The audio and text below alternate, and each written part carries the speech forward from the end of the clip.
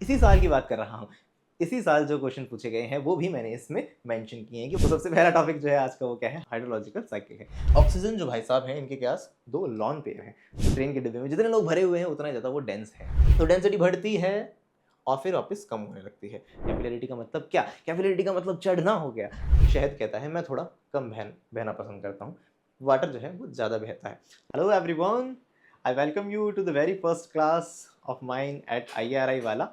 आज इस वीडियो के अंदर हम शुरुआत कर रहे हैं सॉइल फिजिक्स के बहुत ही ज़्यादा इंपॉर्टेंट टॉपिक के साथ, जिसका टॉपिक का नाम आप समझ चुके हैं, जो कि है सॉइल वाटर।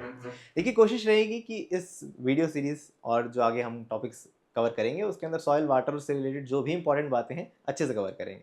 आपको ये बात अच्छे से पता है कि सॉइल वाटर जो है वो हर एग्जामिनेशन जिसके अंदर सॉइल साइंस मेंशन है वो जरूर इस तरह से इस टॉपिक से क्वेश्चन जरूर पूछा जाता है।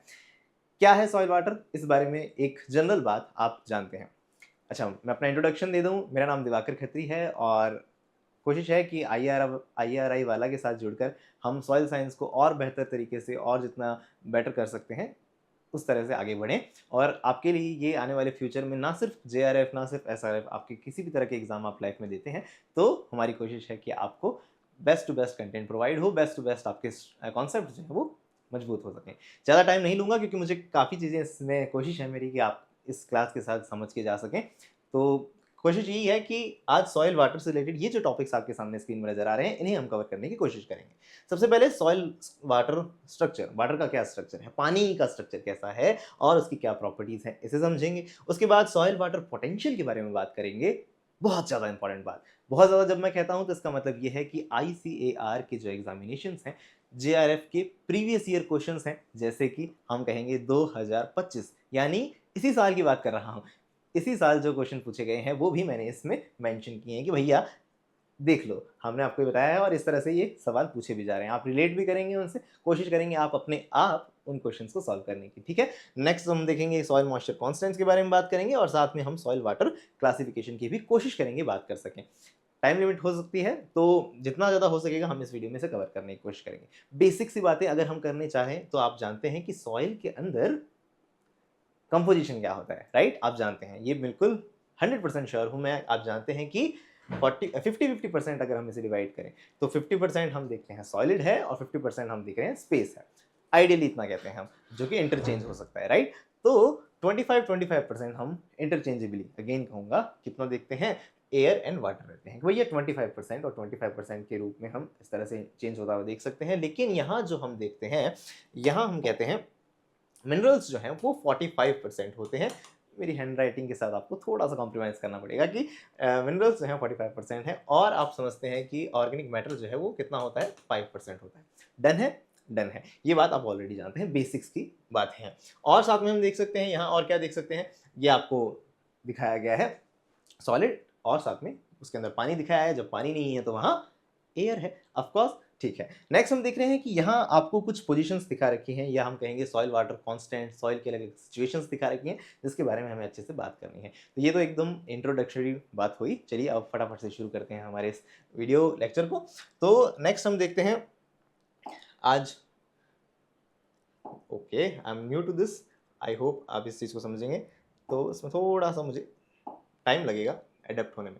तो सबसे पहला टॉपिक जो है आज का वो क्या है, हाइड्रोलॉजिकल साइकिल है। हाइड्रोलॉजिकल साइकिल के अंदर देखिए कुछ ज़्यादा मैं बड़ा एक्सप्लेन करने की कोशिश नहीं है मुझे। आप ये बात समझते हैं कि समुद्र में पानी है, समुद्र का पानी जो है वो इस हम कहेंगे सनलाइट की वजह से इवेपोरेट होता है। इवेपोरेट होते हुए भैया ये आगे बादल बनेंगे, बादल उसका कंडेंसेशन के कारण वापस उससे बारिश होगी और पानी जो है इस तरह से वापस जाएगा। ये 10th क्लास में, 8th क्लास में भी हम पढ़ लिया करते थे कि भैया हाइड्रोलॉजिकल साइकिल क्या होती है। आई एम सॉरी, मैं थोड़ा सा बोर्ड कवर कर रहा हूँ तो आप इसे देख सकते हैं कि हाइड्रोलॉजिकल साइकिल क्या है। और इसी को आगे हमने कहा है कि वर्ड्स के अंदर दिखाया गया है ना। आप देखेंगे स्लाइड्स जो है वो थोड़ी सी ज़्यादा थ्योरेटिकल हैं, आपको लगेगा इतना सारा लिख लिख के दे दिया है। तो कोशिश ये है कि आप यहीं के यहीं नोट्स बना लेंगे, राइट? जो भी बातें मैं यहाँ इंपॉर्टेंट होती हैं कुछ कोशिश है हाईलाइट करके लाया हूँ और नहीं तो यहाँ पे आपको बताता चलूँगा। तो याद रखिएगा कि क्या है अलग अलग इंपॉर्टेंट बातें अभी देख लेंगे। हाइड्रोलॉजिकल साइकिल की डेफिनेशन आप समझते हैं भैया, क्या है हाइड्रोलॉजिकल साइकिल? हाइड्रोलॉजिकल साइकिल मतलब एक ऐसा साइकिल जिसके अंदर पानी कहाँ से उठकर कहाँ को खत्म हो रहा है, उसका एक चक्र साइकिल है। इसे आप अपने आप रीड कर सकते हैं, कुछ भी ऐसा नहीं है जो आपको ना समझ आए, बहुत ही बेसिक बातें हैं, राइट? कि भैया ये the process water is evaporated from the water body evaporate होता है, और वही सब बातें डन है। नेक्स्ट कुछ बातें इंपॉर्टेंट दिख रखी हैं, कुछ टर्म्स हैं जो अक्सर एग्जाम में पूछी जाती हैं, ना सिर्फ जेआरएफ जैसे एग्जाम बल्कि कई सारे और भी एग्जाम में पूछी जाती हैं, कि भैया इन्फिल्ट्रेशन, पर्कुलेशन और सीपेज, है ना? यहाँ तो हमने इस तरह से रिप्रेजेंट किया है ना? तो इसको एक साथ देखें कि इन्फिल्ट्रेशन, पर्कुलेशन और सीपेज ये क्या है, ये इंपॉर्टेंट टर्म्स हैं, है ना? बाकी तो आप समझते हैं रीडिस्ट्रीब्यूशन मतलब वापस से डिस्ट्रीब्यूट हो जाना है, और हम देखते हैं ड्रेनेज मतलब पानी का एक जगह से निकल जाना। ड्रेनेज वर्ड कहाँ इंपॉर्टेंट पढ़ा जाता है, याद है आपको? एसिड सल्फेट सॉइल, है ना? अगर ये वीडियो यूट्यूब पे अपलोड हो रहा है तो आप कमेंट सेक्शन में मुझे बताएंगे कि ड्रेनेज की एसिड सल्फेट सॉइल्स में क्या इंपॉर्टेंस है, राइट? ऑफ कोर्स, तो आप मुझे ये कमेंट सेक्शन में जरूर बताएं। नेक्स्ट अभी देखते हैं हम, नेक्स्ट हम देख रहे हैं इन्फिल्ट्रेशन, पर्कुलेशन और सीपेज, ये तीन इंपॉर्टेंट टर्म्स क्या होती हैं। इन्फिल्ट्रेशन का मतलब है सॉइल के अंदर पानी की एंट्री होना, entry of water into the soil, entry of water into the soil को क्या कहा जाता है? पानी जब जस्ट घुस रहा है, पानी हम कहेंगे कि जो यहाँ एंटर हो रहा है, एंटर उसकी एंट्री को ही हम क्या कहेंगे? इन्फिल्ट्रेशन कहेंगे। ठीक है भाई साहब, समझ आ गया? और बताइए, इन्फिल्ट्रेशन तो हम समझ गए। पर्कुलेशन का मतलब क्या है? पर्कुलेशन का मतलब है सैचुरेटेड है अगर सॉइल, क्या है? सॉइल अगर हम कहते हैं सैचुरेटेड है, इसका मतलब समझते हैं पानी से भरी हुई है। तो पानी से भरी हुई है तो उस कंडीशन के अंदर हम कहेंगे कि पानी का नीचे डाउनवर्ड फ्लो जो होता है, इस तरह से एरो आपको दिखा रखा है, डाउनवर्ड फ्लो जो होता है इसे हम क्या कहते हैं? पर्कुलेशन कहते हैं। ये बात आप समझते हैं, डन?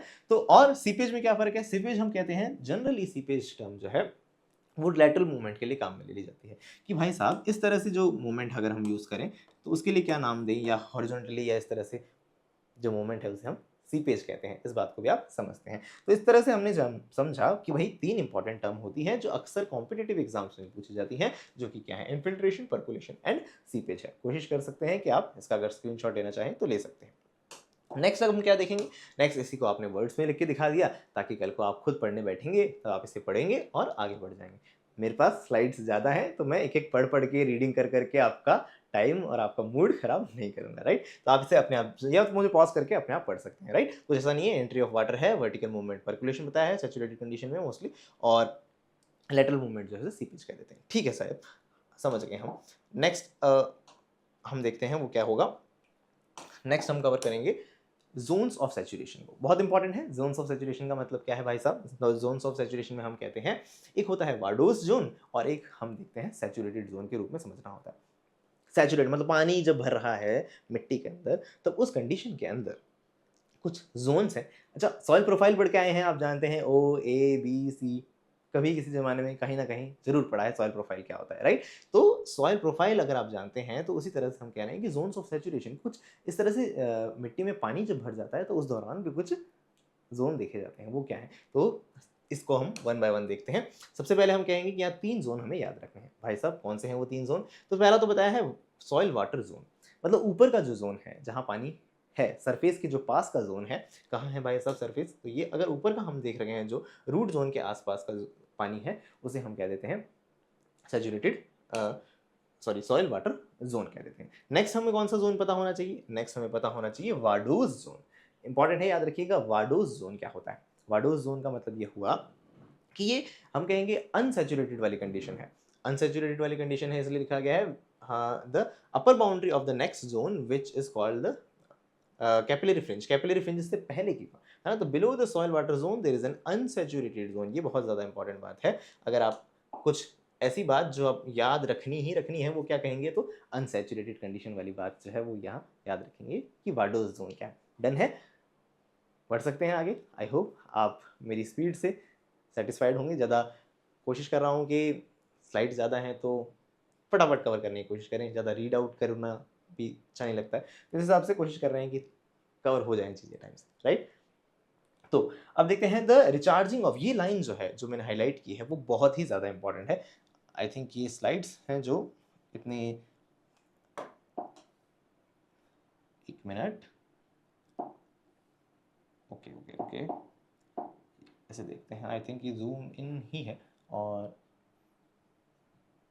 आई थिंक ये कंप्लीट आया नहीं है यहाँ पे, but still most probably complete किया। तो ये लाइन जो बहुत ज़्यादा इंपॉर्टेंट है, मुझे लगता है आईसीआर के एग्जामिनेशन में आ भी चुकी है। अगेन मैं कहूँगा कि ये थोड़ा सा नया हूँ मैं स्मार्ट बोर्ड पे, तो इसलिए मुझे थोड़ा सा प्रॉब्लम हो रही है, बट थिंक इसे ज़रूर याद रखें कि ये जो लाइन है, the recharging of ground water depends on the water flow through the unsaturated vadose zone. Important है याद रखना कि रिचार्जिंग ऑफ वाटर का ग्राउंड वाटर जो होता है उसका फिर से फिल हो जाना, रिचार्ज होना किस पे डिपेंड करता है, तो हम कहेंगे भाई साहब ये डिपेंड करता है वाडोज जोन पे। याद रखना बहुत ज़रूरी है। डन है, प्लीज़ इसे फोकस करते हुए याद रखेंगे। जो भी बातें हाईलाइटेड होती हैं दिमाग में भी आपके हाईलाइट हो जानी चाहिए। नेक्स्ट टॉपिक शुरू हो रहा है स्ट्रक्चर ऑफ वाटर। पानी का क्या स्ट्रक्चर है, पानी पानी तेरा रंग कैसा है ना, हम कहते हैं। तो अब रंग की बातें तो हमें नहीं करनी है, हमें इसके स्ट्रक्चर की बातें करनी है। तो स्ट्रक्चर में हमें ये बात पता होनी चाहिए कि H2O है भैया, है ना। तो H2O का मतलब समझते हैं कि दो हाइड्रोजन और बीच में एक ऑक्सीजन है, दोनों के बीच का एंगल जो है वो बच्चा बच्चा जानता है ना। ये कितना है 104.5 है, 104.5 डिग्री बताया जाता है। हाइड्रोजन HOH बॉन्ड एंगल इतना याद रखना जरूरी है, इंपॉर्टेंट है, एग्जामिनेशन में पूछा जाता है। और इसका स्ट्रक्चर देखिए इस तरह से बताया जाता है, टेट्राहेड्रल स्ट्रक्चर बनता है इसका। यहाँ पे हम कह रहे हैं कि ऑक्सीजन जो भाई साहब हैं इनके पास दो लॉन पेयर हैं। लॉन पेयर मतलब एक्स्ट्रा हम कह सकते हैं ऐसे इलेक्ट्रॉन्स हैं जो बॉन्ड नहीं बना रहे हैं, वो चुपचाप बैठे हैं भाई साहब। तो ये जो बैठे हैं इनके बैठे होने के कारण हम देखते हैं एक पर्टिकुलर स्ट्रक्चर बन रहा है, जो कि किस तरह से बन रहा है, टेट्राहेड्रल बन रहा है। ठीक है, ज़्यादा टाइम स्पेंड नहीं करते हैं स्लाइड पे, आगे बढ़ने की कोशिश करते हैं। तो हम कहेंगे ओके कीप कर लेते हैं और क्लीन करके ही आगे बढ़ जाते हैं। नेक्स्ट ओके, तो यहाँ बताया कि एक स्ट्रक्चर से रिलेटेड बात जो बहुत ज़्यादा इंपॉर्टेंट है। आई थिंक स्क्रीन पे आई डोंट नो क्यों नहीं आ रही है, यहाँ तो आ रही है कि देखिए आप देख लें कि यहाँ मुझे सुनिए कि इन द लिक्विड स्टेट, अच्छा पढ़ने से जगह सीधा आपको बताएं, लिक्विड स्टेट के अंदर जो पानी है उसके मॉलिक्यूल्स जो है वो ज़्यादा से ज़्यादा 5 लोगों से जुड़े होते हैं। लेकिन ये धोखाधड़ी क्या हो जाती है, धोखाधड़ी का मतलब तो क्या कहेंगे कि जब ये आइस बन जाएगी, बर्फ बन जाती है, सॉलिड बन जाता है, तब क्या होता है ना। यहाँ क्या लिख रखा है, यहाँ ये लिखा है कि मोर वाटर, ठीक है, while in the solid state. Solid state मतलब क्या भाई, सॉलिड स्टेट का मतलब ये हो गया आइस की बात हो रही है।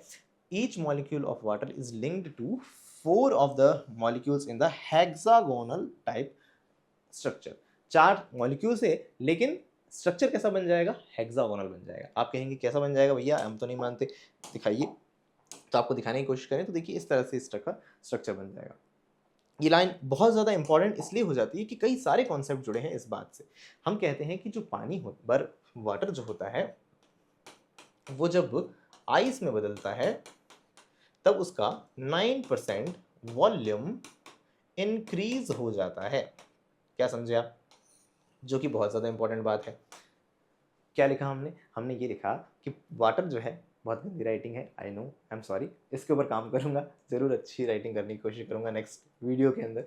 बट अभी देख लीजिए कि वाटर जो है वो जब आइस में बदलता है, सॉलिड फॉर्म में बदलता है, तो वो थोड़ा सा अपना 9% वॉल्यूम इंक्रीज कर लेता है। भाई साहब वॉल्यूम इंक्रीज कर लेता है तो इसका क्या मतलब हुआ, इसका याद रखने वाली बात क्या हुई, इसकी बात याद रखने वाली बात ये है कि density is equals to mass upon volume होता है। ये बच्चा बच्चा जानता है। जब मास अपॉन वॉल्यूम होता है तो इसका मतलब ये हुआ, आप कह रहे हैं कि 9% आपने क्या बढ़ा दिया है, वॉल्यूम बढ़ा दिया है। जब वॉल्यूम बढ़ा दिया है तो डेंसिटी क्या होनी चाहिए, कम होनी चाहिए। इनवर्स है ना, जब हम कह रहे हैं मास अगर मान लेते हैं कांस्टेंट है तो डेंसिटी और वॉल्यूम कहते हैं हमारा रिश्ता जो है वो इन्वर्सन कहलाता है ना। ये रिश्ता क्या कहलाता है, ये थोड़ा इन्वर्स कहलाता है। क्यों, ताकि हम समझ रहे हैं कि भाई जब वॉल्यूम बढ़ा है तो डेंसिटी कम होनी चाहिए। ये बात आप समझ चुके हैं। तो इसी से रिलेट करते हुए हम नेक्स्ट स्लाइड को समझते हैं कि प्रॉपर्टीज ऑफ वाटर, पानी के कुछ गुण हैं, उसमें से पहला गुण जो है वो उसकी डेंसिटी से रिलेटेड है। कुछ स्टूडेंट्स जो होते हैं वो समझ नहीं पाते हैं या फील नहीं कर पाते हैं कि डेंसिटी खुद होती क्या है, डेंसिटी का मतलब क्या है ना। हम ये बात समझते हैं कि मास अपॉन वॉल्यूम होती है डेंसिटी, लेकिन जो चीज़ इतनी डेंस है उसका मतलब क्या है, उसका मतलब ये है भाई साहब कि अगर कोई पर्टिकुलर वॉल्यूम है, तो उस पर्टिकुलर वॉल्यूम में कितने नंबर ऑफ मॉलिक्यूल्स आ गए, है ना। किसी एक ट्रेन के डब्बे में जितना ज़्यादा लोग भरे हुए हैं, दिल्ली के लोग रिलेट कर सकते हैं, या कोई भी अगर आप भरी हुई ट्रेन में अगर जनरल डब्बे में सफ़र करते हैं तो जानते हैं कि जितना एक बॉक्स के अंदर, एक ट्रेन के डिब्बे में जितने लोग भरे हुए हैं उतना ज़्यादा वो डेंस है ना। डेंसिटी उससे रिलेट की जा सकती है। 2 वॉल्स आपको दिखा रखी हैं, एक वुडन है और एक यहाँ पे स्टील दिखा रखी है। ज़्यादा भार किसका होगा, दोनों का वॉल्यूम तो सेम है भाई, लेकिन ज़्यादा भारी कौन होगा? ये। क्यों? क्योंकि एक ही उतनी ही जगह के अंदर ज़्यादा, हम कह सकते हैं नंबर ऑफ मॉलिक्यूल या उसका पर्टिकुलर मॉलिक्यूलर वेट जो है वो ज़्यादा दिखाएगा। तो ज़्यादा आने के कारण हम कह सकते हैं उसका पर्टिकुलर वॉल्यूम में कितना मास अवेलेबल है, उसी चीज़ को हम कहते हैं डेंसिटी। तो जितनी ज़्यादा डेंसिटी उतना ज़्यादा वो एक तरह से भारीपन, या सॉइल बल्क डेंसिटी समझते हैं आप। जितनी ज़्यादा बल्क डेंसिटी होती है तो उसका मतलब क्या होता है? कॉम्पैक्ट उतनी ज़्यादा होती है सॉइल, है ना? तो वो डेंसिटी ज़्यादा तो वॉल्यूम कम होता है। तो फ़ील करें इस टर्म को, मेरी कोशिश ये है आपको कि व्हाट इज़ डेंसिटी, ये बात पता होनी चाहिए। क्यों? ताकि हम आगे इस चीज़ को समझ सकें कि पानी की डेंसिटी हम कह रहे हैं, जब पानी बर्फ़ बनता है, एक्सपेंड होता है, वॉल्यूम बढ़ता है तो डेंसिटी कम हो जाती है। तो बर्फ़ तो कब बनता है? 0 डिग्री सेल्सियस पे बनता है।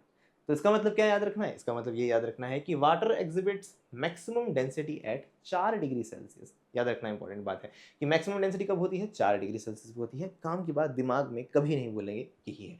ठीक है जनाब। और किस स्ट्रक्चर के कारण? हेक्सागोनल लैटिस के कारण। और क्या इंपॉर्टेंट है? और ये बात इंपॉर्टेंट है कि पानी की 4 डिग्री पे मैक्सिमम डेंसिटी कितनी है? मैक्सिमम क्यों कह रहे हो भैया?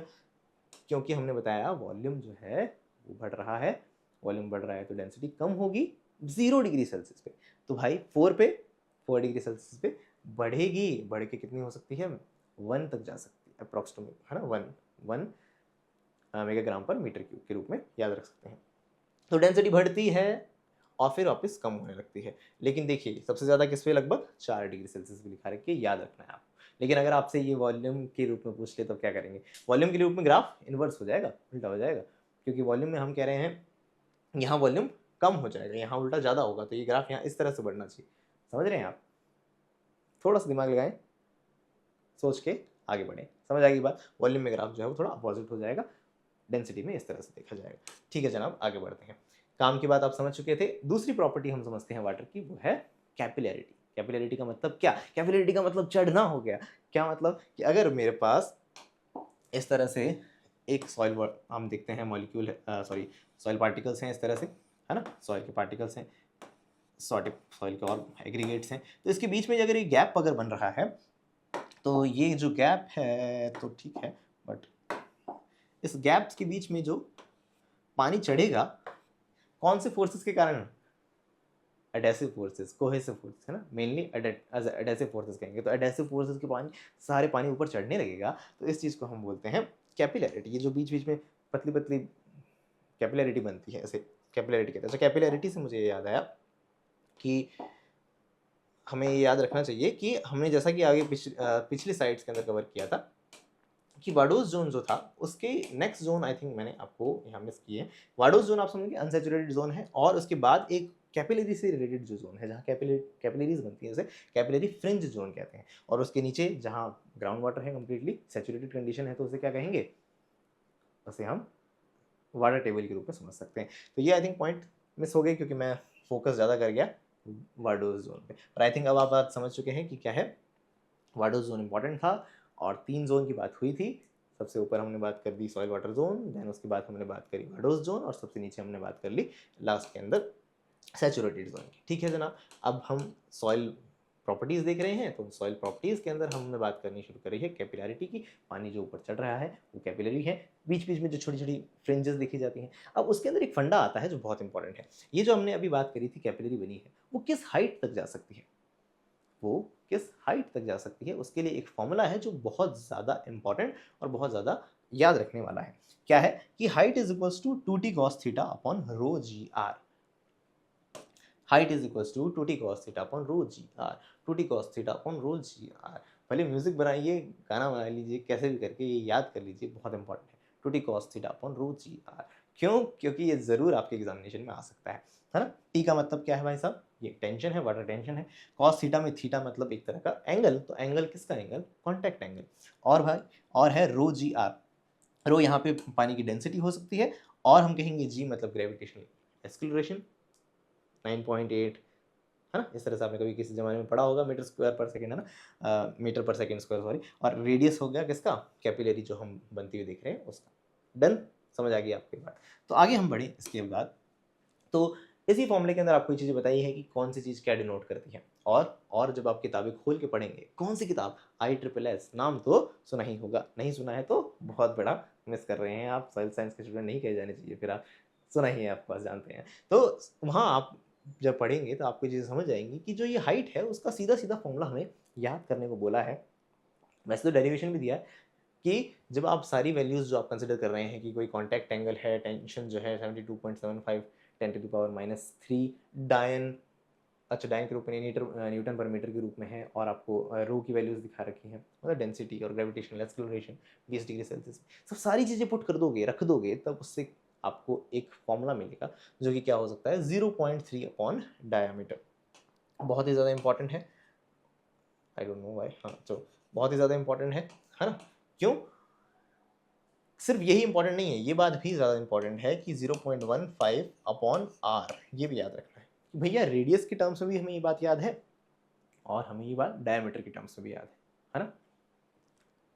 प्रीवियस ईयर क्वेश्चंस के अंदर ये सवाल आ चुका है, आने वाले वक्त में भी आता रहेगा। कौन से एग्जामिनेशंस? तो आईसीआर के एग्जामिनेशंस में आ चुका है और आता रहेगा। ये फॉर्मूला बहुत बहुत इंपॉर्टेंट है दोस्त, याद रखना है आपको। ठीक है जनाब, आप समझ भी गए कि कैसे आएगा ये।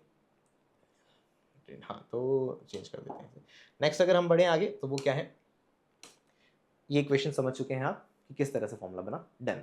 ओके, तो नेक्स्ट टॉपिक की तरफ हम बढ़े तो इसी में आपको एक कंटिन्यूएशन में बताया है कि जब हम देखते हैं सॉइल है तो उसके अंदर पार्टिकल्स सारे सेम रेडियस तो रखते नहीं हैं, है ना? सारे जो भी सॉइल के पोर्स हैं उसके अंदर सेम, ना तो पार्टिकल सेम साइज होंगे सारे, और ना ही हम कहेंगे उसके बीच के जो पोर्स होंगे उसका रेडियस सेम होगा। जब रेडियस सेम नहीं होगा तब हम कहते हैं कि एक अदर साइंटिस्ट ने भी इसे एक्सपेंड करते हुए इक्वेशन दी थी, जो कि किस तरह से हम कह सकते हैं, आई थिंक लाप्लास की इक्वेशन है ये, है ना? तो ये, हाँ, लाप्लास इक्वेशन के रूप में इसे बताया जाता है। क्या एकदम ठोस रूप में याद रहना ज़रूरी है?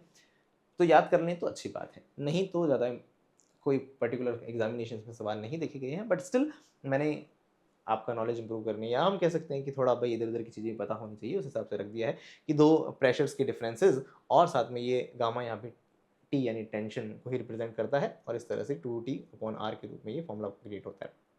तो ये बातें भी आपको बताई गई हैं, क्योंकि हम देख सकते हैं अलग अलग देखी जाती है। ये स्टेटमेंट मुझे लगता है एग्जाम में हो सकता है आ जाए आपके एग्जाम में, वैसे अब तक तो आए नहीं है इस तरह के statement. The mean radius of curvature is r is positive if it lies within the water phase and negative if it lies in the gas phase. मतलब पानी फेज में होगा तो वो पॉजिटिव कंसिडर करना है, और गैस फेज में है तो उसे नेगेटिव कंसिडर करना है। ठीक है ना? तो ये बातें भी अगर आप याद कर सकें तो अच्छी बात है, नहीं तो कोई बात नहीं। ज़्यादा इंपॉर्टेंट फेज जो है वो जब तक अब तक जो ज़्यादा सवाल पूछे गए हैं वो क्या है, वो यहाँ से पूछे गए हैं, इस जगह से पूछे गए हैं। ठीक है जनाब, आगे बढ़ते हैं। वो क्या है? विस्कोसिटी। विस्कोसिटी तो बच्चा बच्चा जानता है, ऐसे मैं उम्मीद करता हूँ। विस्कोसिटी मतलब है ना बहने का गुण। किसकी बहन की बात हो रही है? अरे बहना मतलब फ्लो की बात हो रही है। तो फ्लो क्या है? देख रहे हैं कि viscosity is the measure of fluid's resistance to flow. ना बहने का गुण, रेजिस्टेंस टू फ्लो, कौन कम बहेगा? शहद कहता है मैं थोड़ा कम बहना पसंद करता हूँ, वाटर जो है वो ज़्यादा बहता है। तो इसका मतलब ये हुआ कि वाटर की विस्कोसिटी कम है एज़ कम्पेयर टू हनी यानी शहद से। इसे याद रखना दोस्त, इंपॉर्टेंट है। यही कॉन्सेप्ट घूम जाता है बच्चों को, मैंने कुछ स्टूडेंट्स देखे हैं, वो सोचते हैं कि पानी की ज़्यादा है विस्कोसिटी। ना बहने का गुण है, ये बार बार दिमाग में गूंजनी चाहिए बात, ना बहने का गुण है। रेजिस्टेंस टू फ्लो को हम कहते हैं विस्कोसिटी। विस्कोसिटी के बाद कारण क्या है ये भी बताया जाता है। अगर ये स्टेटमेंट सीधा सीधा आ जाएगा कि hydrogen bonding is the cause of so high value of viscosity of water, है ना, as compare to other substances having similar molecular weight. Similar molecular weight के लोगों में पानी कहता है कि भैया अपनी विस्कोसिटी ज़्यादा है। अब आप, हो सकता है जो लोग एक्स्ट्रा दिमाग लगाएंगे वो कहेंगे नहीं नहीं यार, विस्कोसिटी तो शहद की ज़्यादा होती है, तो ये हाई वैल्यू दिखा दिया, गलत दिखा दिया, तो स्टेटमेंट गलत है। अरे नहीं भाई, ये पूरा स्टेटमेंट याद रखें, क्योंकि ये हैविंग सिमिलर मॉलिक्यूलर वेट उन्हें कंपेयर करते हुए बोल रहा है। तो हाइड्रोजन बॉन्डिंग के कारण पानी जो है वो अपने सेम मॉलिक्यूलर वेट वाले लोगों से ज़्यादा विस्कोसिटी रखता है। याद रखना है कितनी ये रखता है, इसे भी याद रखते हैं हम, 0.0089 पॉइज। पॉइज क्या होता है? पॉइज किसी साइंटिस्ट के नाम पर बताया गया है, जो जनरली एसआई यूनिट्स के रूप में समझें तो वो क्या हो सकता है, डाइन इंटू सेकेंड पर सेंटीमीटर स्क्वायर। आ सकता है क्या एग्जाम में? बिल्कुल आ सकता है, इंपॉर्टेंट है ये। डाइन इंटू सेकेंड पर सेंटीमीटर स्क्वायर। पर सेंटीमीटर स्क्वायर वाली कई सारी यूनिट होती है ना, थर्मल डिफ्यूजिविटी में भी आप सेंटीमीटर स्क्वायर नीचे देखेंगे, है ना? तो आपके दिमाग में अगर कोई और भी ऐसी यूनिट है जिसमें सेंटीमीटर स्क्वायर में होता है और अपॉन में होता है, तो मुझे वो कमेंट सेक्शन में जरूर बताइएगा। ओके, देखते हैं आपको कितनी यूनिट्स याद आ पाती हैं, है ना?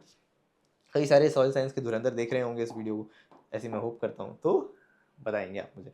और हम देख सकते हैं कि विस्कोसिटी, भैया पानी जब गर्म होता है या कोई भी फ्लूइड जब गर्म होता है तो उसके जो बॉन्ड बने हुए होते हैं अपने मॉलिक्यूल्स के बीच में वो कमज़ोर होने लगते हैं। और जब वो बॉन्ड कमज़ोर होने लगते हैं तो विस्कोसिटी क्या होगी, ना बहने का गुण कम हो जाएगा, तो बहने का गुण बढ़ जाएगा, तो वो ज़्यादा फ्लो करेगा। तो इसको बात को भी आप याद रखेंगे, ये स्टेटमेंट के रूप में ज़रूर याद रखेंगे कि द विस्कोसिटी, है ना, पहले ही हाईलाइट कर ही चुका हूँ तो ज़्यादा करने की ज़रूरत नहीं है। The viscosity of water decreases, कम होती है अगर टेम्परेचर बढ़ता है तो। ओके, अगर आपको डिस्टर्बेंस क्रिएट हो रहा है मेरे सामने रहने से, है ना, कि बार बार बोर्ड कवर हो रहा है, तो आई होप आपके पास ये नोट्स अवेलेबल हो जाएंगे, है ना, तब उस दौरान आप इन सारे नोट्स को अच्छे से रीड कर सकते हैं।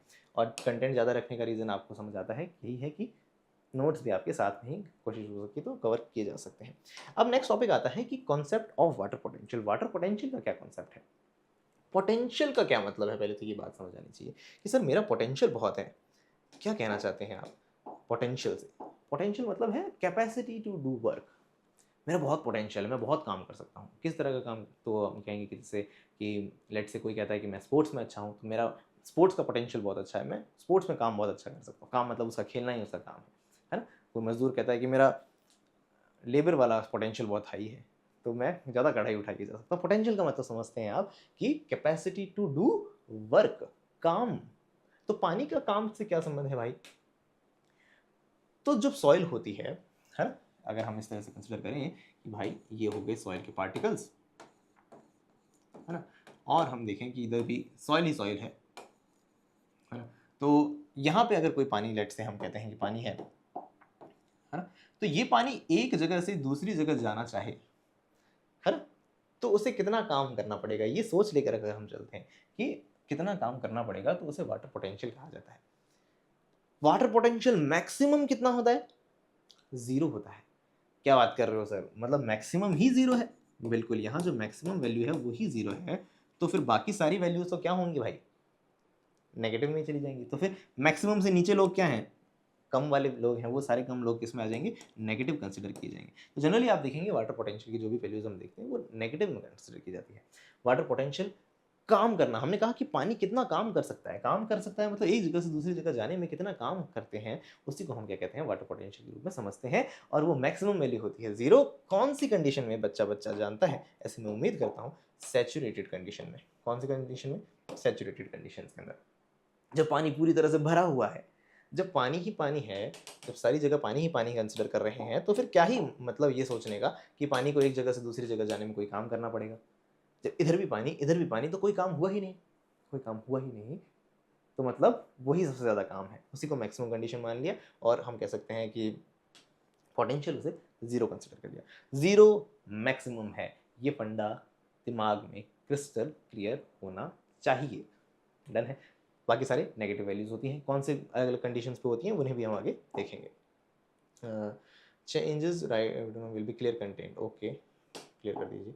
नेक्स्ट अगर बढ़ते हैं तो हम क्या करेंगे, देखते हैं कॉन्सेप्ट के अंदर यही बताया गया है कि पानी जो है वो सॉइल के अंदर स्टैटिक फॉर्म में रहता है। तो यहाँ ये लाइन इंपॉर्टेंट है, सिंस अच्छा the total energy of water in the soil is the sum of potential energy plus kinetic energy, इस बात को याद रखना। लेकिन ये बात इंपॉर्टेंट है कि since kinetic energy is very small, पानी चलता फिरता थोड़ा सॉइल में जो हम कंसिडर कर रहे हैं वो कम है, तो उस कंडीशन में हम ये बात करते हैं कि potential energy comparison to its potential energy, the potential energy is considered as the total energy.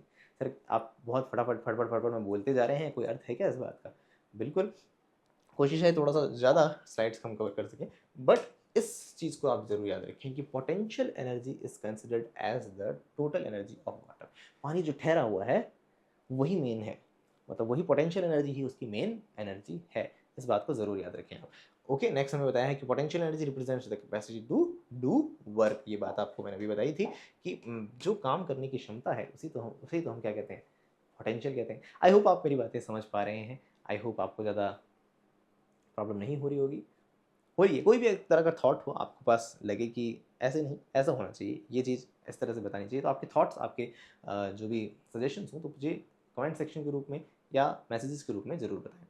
ठीक है, अभी कोशिश कर रहा हूँ मैं आगे बढ़ने की, तो वो क्या है, IEEE कहती है total soil water potential is defined as, ये हम वो बात कर रहे हैं जो आपको पिछली स्लाइड में समझाने की कोशिश कर रहे थे कि एक जगह से दूसरी जगह जाने में पानी को कितना काम करना पड़ता है। लेकिन यहाँ कुछ शब्द इस्तेमाल करते हैं ये डेफिनेशन लिखने वाले, अच्छे अच्छे हैवी वर्ड्स रखने की कोशिश करते हैं वो लोग। वो ये रखते हैं कि amount of work done per unit quantity of pure water. पहली बात तो ये, प्योर वाटर मतलब जिसमें कोई सॉल्ट नहीं है, ये बात याद रखनी है। Pure water in order to transport मतलब एक जगह से दूसरी जगह जाना।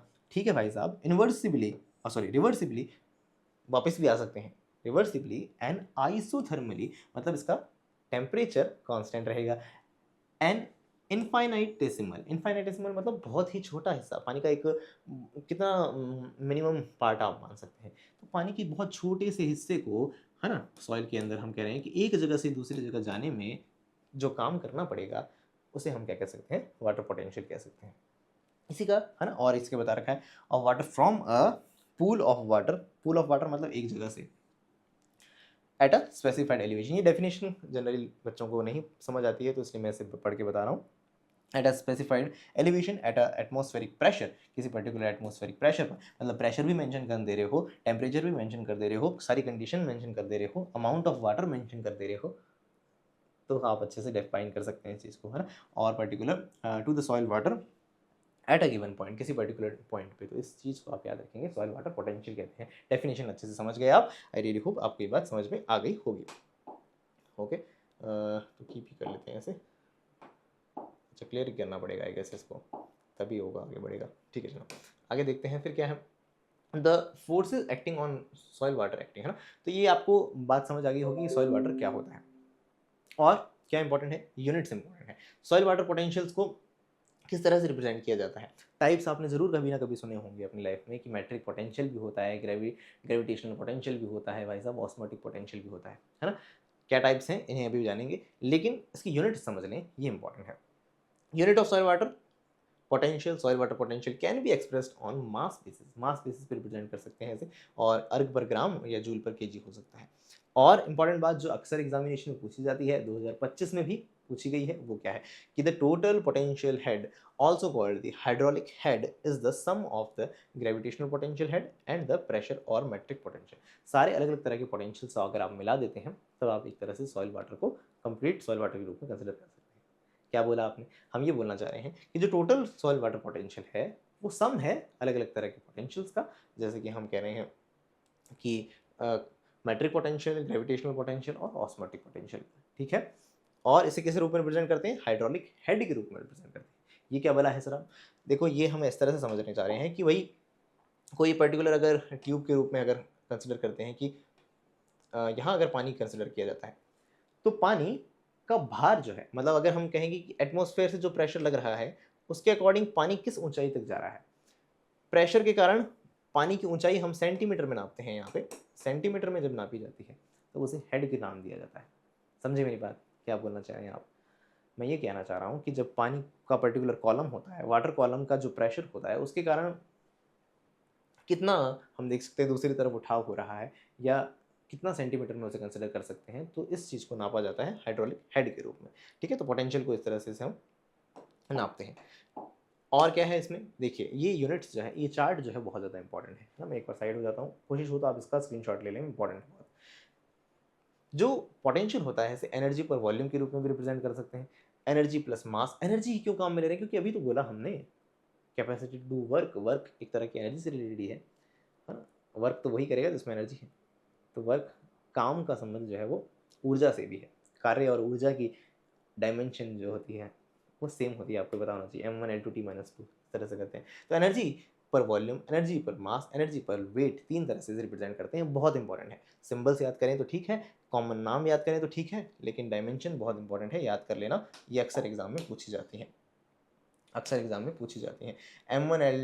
m1 L-1 किसकी है, सॉइल वाटर पोटेंशियल के रूप में कंसिडर कर रहे हैं, जो कि नेक्स्ट है L2 T - 2 केमिकल पोटेंशियल के रूप में कंसिडर कर रहे हैं इसे। और वेट वाला जो अक्सर एग्जाम में पूछा जा रहा है पिछले सालों में, वो कौन सा है, प्रेशर हेड, जो वेट के फॉर्म में रिप्रेजेंट कर रहे हैं, एच के फॉर्म में रिप्रेजेंट कर रहे हैं। ये बहुत इंपॉर्टेंट है, याद रखना, वो सिर्फ एल मीटर के रूप में, और इसकी सीजीएस यूनिट्स भी आप याद कर सकते हैं।